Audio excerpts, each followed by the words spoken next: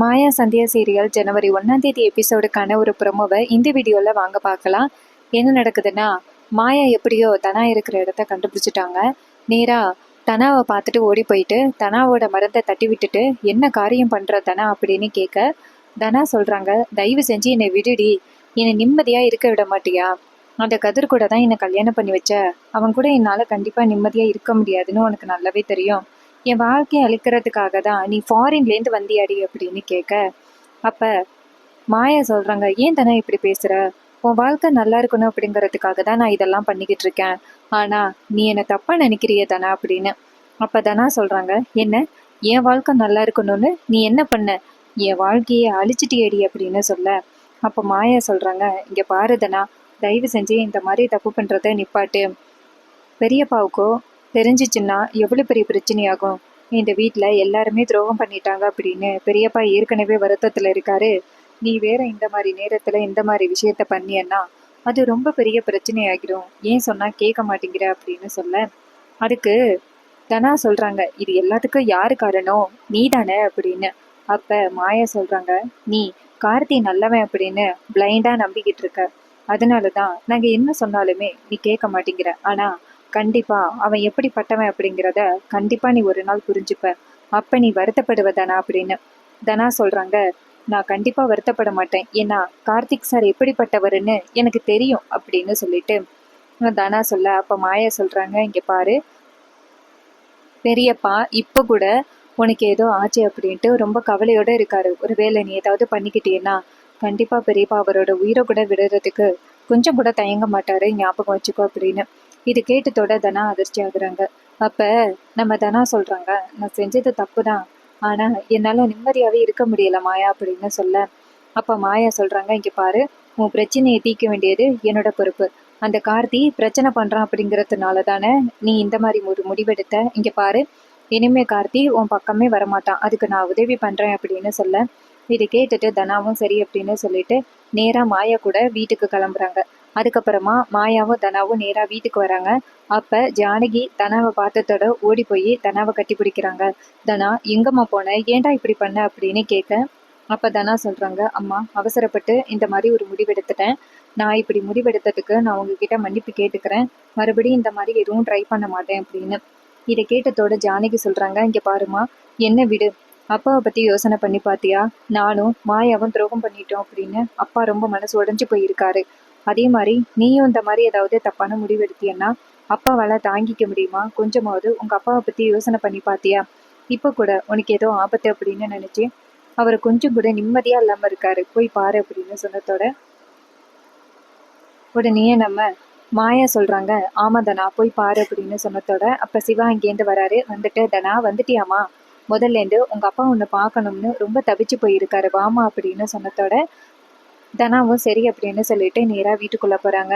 போயிட்டு நேரா நம்ம ரகுராம பாக்குறாங்க. ரகுராம் வந்துட்டு நேரா தனாவை பார்த்ததோட, அம்மாடி தனா வந்துட்டியாமா, உனக்கு தாம்மா நான் இவ்வளவு நேரம் வெயிட் பண்ணேன், எங்க தாம்மா போனேன் அப்படின்னு கேட்க, அப்ப நம்ம தனா சொல்றாங்க, அப்பா நான் என் ஃப்ரெண்டு வீட்டுக்கு தான்ப்பா போயிருந்தேன், ஏன்பா நீங்க இப்படி ரொம்ப பதட்டப்படுறீங்க அப்படின்னு. அப்ப ரகுராம் சொல்றாரு, இங்க பாருமா, உனக்கே தெரியும்ல அப்பா உன் மேல எந்த அளவுக்கு உயிரா இருக்கேன்னு. உனக்கு ஏதாவது முள்ளு குத்துனா கூட தாங்கிக்க மாட்டோமா? இங்க பாரு, ஏற்கனவே உன் வாழ்க்கை இப்படி ஆயிட்டு அப்படின்னு நான் ரொம்ப கவலையில இருக்கேன். இப்ப இந்த நேரத்துல இப்படி ஒரு நிலைமைன்னா என்னால தாங்கிக்க முடியுமா? இங்க பாரு, இனிமே நீ எங்க போனாலும் என்கிட்ட சொல்லிட்டு தான் போகணும் அப்படின்னு. அப்ப தனா சொல்றாங்க, அப்பா இனிமே நான் எங்க போனாலும் சொல்லிட்டு தான் போவேன் அப்படின்னு சொல்ல, இதை கேட்டுட்டு ரகுராமும் சரி அப்படிங்கிறாரு. அப்ப ரகுராம் நேரா தனாவை பார்த்து, சரி சாப்பிட்டியா அப்படின்னு சொல்ல, தனா சொல்றாங்க, இல்லப்பா இன்னும் சாப்பிடல அப்படின்னு. அப்ப ரகுராம் சொல்றாரு, என்ன இவ்வளவு நேரம் ஆகிட்டு நீ இன்னும் சாப்பிடவே இல்லை, வா அப்படின்னு சொல்லிட்டு தனாவை அழைச்சிட்டு போறாங்க. அழைச்சிட்டு போயிட்டு டேபிள்ல உட்கார வச்சுட்டு, யாராவது இருக்கீங்களா, தனாவுக்கு சாப்பாடு கொண்டு வாங்க அப்படின்னு சொல்ல, பத்மாவும் சரி அப்படின்னு சொல்லிட்டு நேரா சாப்பாடு போட்டு கொண்டுட்டு வராங்க. அப்ப பத்மா நேரா தனாட்ட கொடுக்க, அப்ப ரகுராம் பத்மா கிட்ட, இங்க குடு பத்மா அப்படின்னு சொல்ல, அப்ப பத்மா ரகுராம்கிட்ட கொடுக்குறாங்க. அப்ப ரகுராம் சொல்றாரு, நான் என் பொண்ணுக்கு நானே ஊட்டி விடுறேன் அப்படின்னு சொல்லிட்டு தனாவுக்கு சாப்பாடு ஊட்டி விடுறாரு. இதை பார்த்துட்டு ஜானகி ரொம்ப கண் கலங்குறாங்க. இந்த அளவுக்கு இந்த மனுஷன் தனா மேல உயிரா இருக்காரு, ஆனா தனா இப்படிப்பட்ட தப்பான முடிவு எடுக்க பார்த்தாலே, நல்ல வேலை மாயா காப்பாத்திட்ட அப்படின்னு. அப்ப ரகுராம் நேரா நம்ம தனாவுக்கு சாப்பாடு ஊட்டி விட்டு, இங்கே பாரு இனிமே வேலைக்கு கரெக்டான நேரத்துக்கு சாப்பிட்டோம், இந்த மாதிரி சாப்பிடாம இருக்கக்கூடாது அப்படின்னு. அப்போ தனா சொல்கிறாங்க சரிப்பா அப்படின்னு. அதுக்கப்புறமா தனா சொல்கிறாங்க போதும்பா அப்படின்னு. அப்போ ரகுராம் சொல்கிறாரு என்னம்மா போதும்னு சொல்கிற, நல்லா சாப்பிடுமா அப்படின்னு சொல்லிட்டு சாப்பாடு கொடுக்குறாங்க. அதுக்கப்புறம் தனா கேட்குறாங்க அப்பா நீங்கள் சாப்பிட்டீங்களா அப்படின்னு. அப்போ பத்மா சொல்கிறாங்க எங்கே, நீ தான் உன் ஃப்ரெண்டு வீட்டுக்கு போயிட்ட, இதனால அண்ணன் கொஞ்சம் கூட சாப்பிடல தெரியுமா, நீ வந்த பிறகு தான் சாப்பிடுவேன், உன்னை பார்த்த பிறகு தான் சாப்பிடுவேன்னு பிடிவாதம் பண்ணிக்கிட்டு இருக்காரு. ஏற்கனவே அண்ணனுக்கு உடம்பு சரியில்லை, இந்த மாதிரி நேரத்தில் இப்படி லேட்டாக சாப்பிட்றதெல்லாம் நல்லதா அப்படின்னு.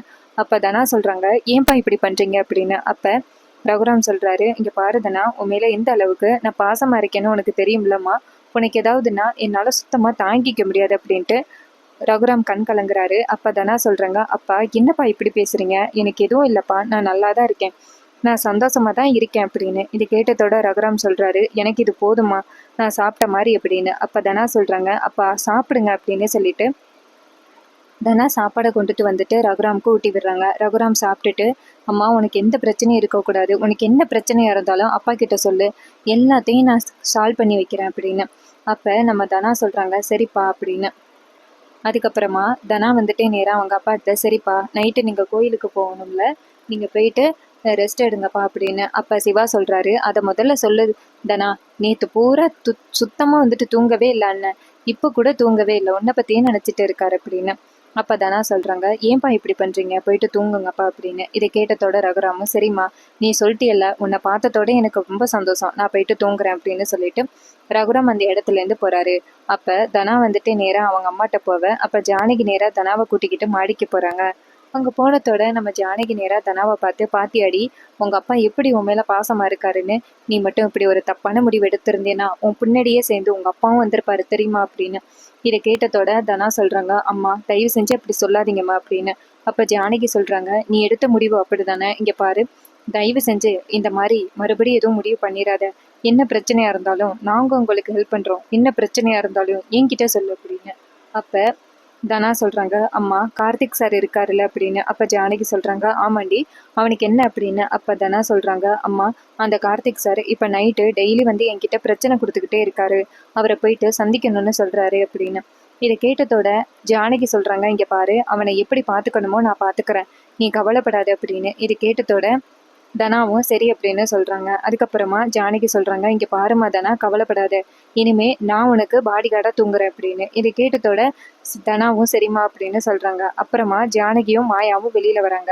மாயா சொல்கிறாங்க பெரியம்மா அந்த கார்த்தி எப்படி மிரட்டி வச்சிருக்கான் பார்த்தீங்களா, அவன் இருக்கிற வரைக்கும் கண்டிப்பாக நம்ம தனாவுக்கு ஆபத்து தான், அவனை என்ன பெரியம்மா பண்ணுறது அப்படின்னு. ஜானகி சொல்கிறாங்க ஃபஸ்ட்டு அந்த கார்த்தி எப்படிப்பட்டவன் அப்படிங்கிறத நம்ம தனாவுக்கு நிரூபித்து அவனை ஃபஸ்ட்டு போலீஸில் பிடிச்சு கொடுக்கணும் அப்படின்னு. அப்போ மாயா சொல்கிறாங்க அவன் எப்படிப்பட்டவன் அப்படிங்கிறத நிரூபித்தா அவனுக்கு இன்னுமே துளிரிட்டு போயிடும், தனாவை இன்னும் மிரட்டுறதுக்கு அவனுக்கு வசதியாக போயிடும், ஃபஸ்ட்டு அவனை போலீஸில் பிடிச்சு கொடுக்கணும் பெரியம்மா அப்படின்னு சொன்னதோட ஜானகி சொல்கிறாங்க ஆமாம்மா நீ சொல்கிறது சரிதான் அப்படின்னு சொல்ல. இதை கேட்டுட்டு மாயா சொல்கிறாங்க அவனை என்ன பெரியம்மா பண்ணுறது அப்படின்னு. அப்போ ஜானகி சொல்கிறாங்க நம்ம ஏதாவது பண்ணி தான் ஆகணும், யோசிப்போம் அப்படின்னு சொல்லிட்டு நான் போயிட்டு தனாவுக்கு பாதுகாப்பாக இருக்கேன், கண்டிப்பாக இன்னைக்கு வரலன்னு கார்த்தி ரொம்ப கோவத்தில் இருப்பான் அப்படின்னு. அப்போ மாயா சொல்கிறாங்க கண்டிப்பாக பெரியம்மா அப்படின்னு.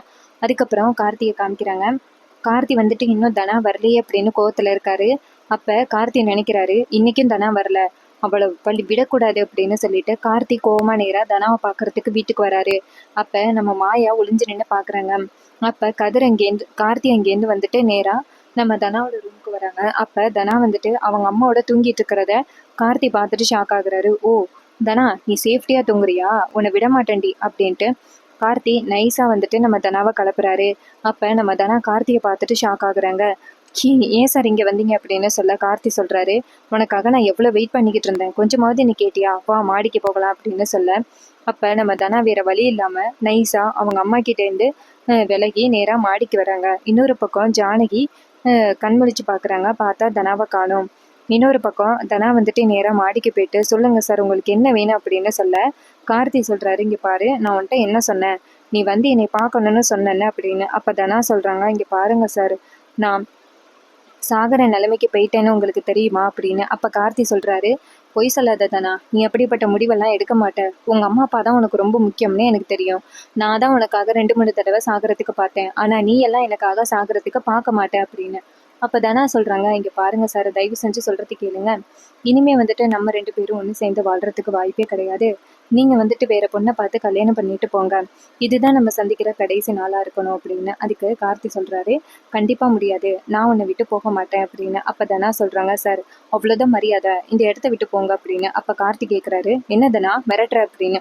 தனா சொல்றாங்க, அப்புறம் எப்படி சார் உங்களுக்கு புரிய வைக்கிறது, இந்த இடத்த விட்டு போங்க அப்படின்னு.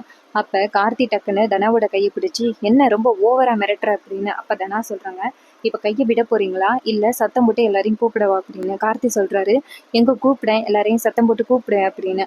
அப்ப தனா கேக்குறாங்க, என்ன சார் நீங்க பேசுறது சரியில்லை அப்படின்னு. கார்த்தி சொல்றாரு, நான் பேசுறது சரியில்லையா, நீ தான் நடந்துக்கிற விதம் சரியில்லை, ரொம்ப ஓவரா பண்ற, நானும் பணிஞ்சு போகலான்னு பார்த்தா அப்படின்னு. அப்ப தனா சொல்றாங்க, சார் மரியாதையா கையை விடுங்க அப்படின்னு. அப்ப கார்த்தி சொல்றாரு, விட முடியாது, இங்க பாரு, என் போன்ல ஒரு விஷயம் இருக்கு, அதை காமிக்கிறேன் பாரு அப்படின்னு சொல்ல.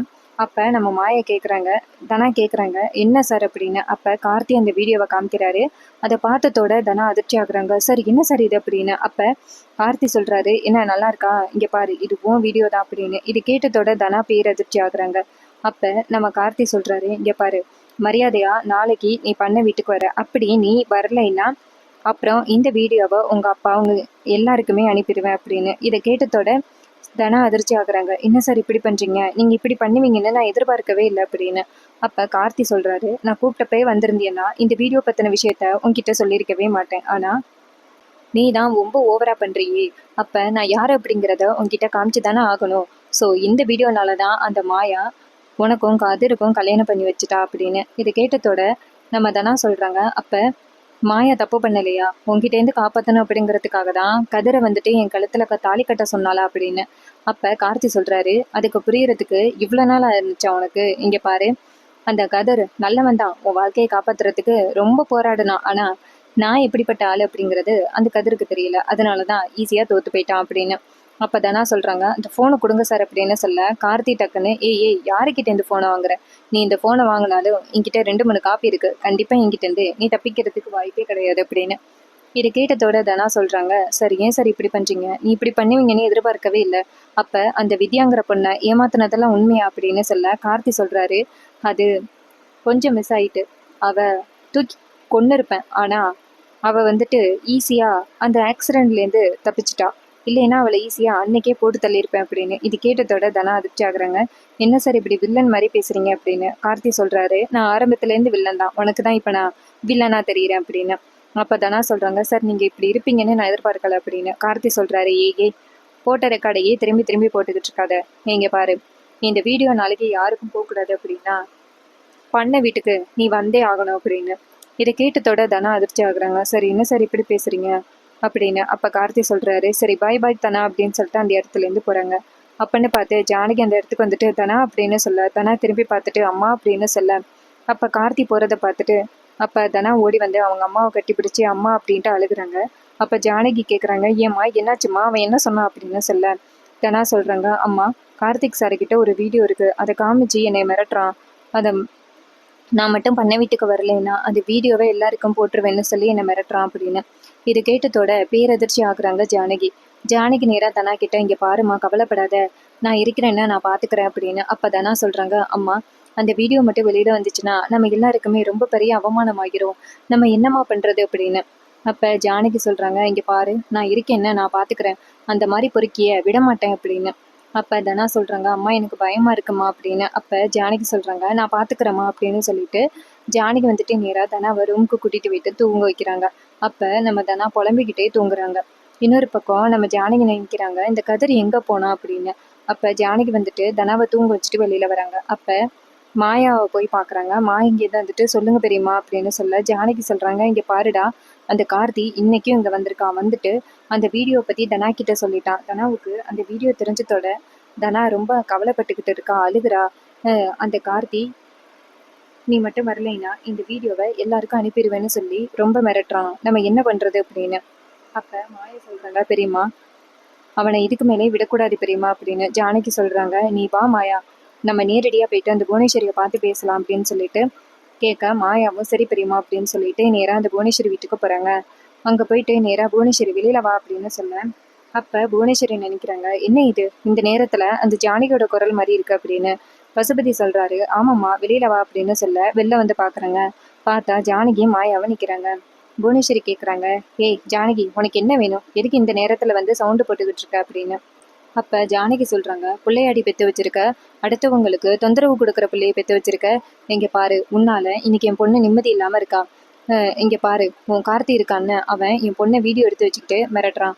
அவனை இப்பயே நான் போலீஸில் பிடிச்சு கொடுக்குறேன் அப்படின்னு சொல்ல, இதை கேட்டுட்டு புவனேஸ்வரி சொல்கிறாங்க, என்ன சொல்கிற அப்படின்னு. அப்போ ஜானகி சொல்கிறாங்க, ஓ இந்த விஷயத்தை பற்றி உனக்கு எதுவுமே தெரியாதா, வீட்டில் பிள்ளைய பெற்று வச்சிருக்க, பொறுக்கியை வளர்த்து வச்சிருக்கீங்க, அப்படியே உங்களை மாதிரி தான் பொறுக்கியா இருக்கு. இங்கே பாரு, உன் புள்ள இன்னும் கொஞ்ச நேரத்தில் ஜெயிலுக்கு போக போகிறான் அப்படின்னு. அப்போ புவனேஸ்வரி நேராக கார்த்தியை கூப்பிட, கார்த்தி அந்த இடத்துக்கு வராரு. வந்துட்டு அத்தை என்னாச்சு அப்படின்னு சொல்ல, அப்போ புவனேஸ்வரி சொல்கிறாங்க, என்னடா இந்த ஜானகி ஏதோ வீடியோன்னு சொல்லிட்டு வளர்றாளே என்ன அப்படின்னு.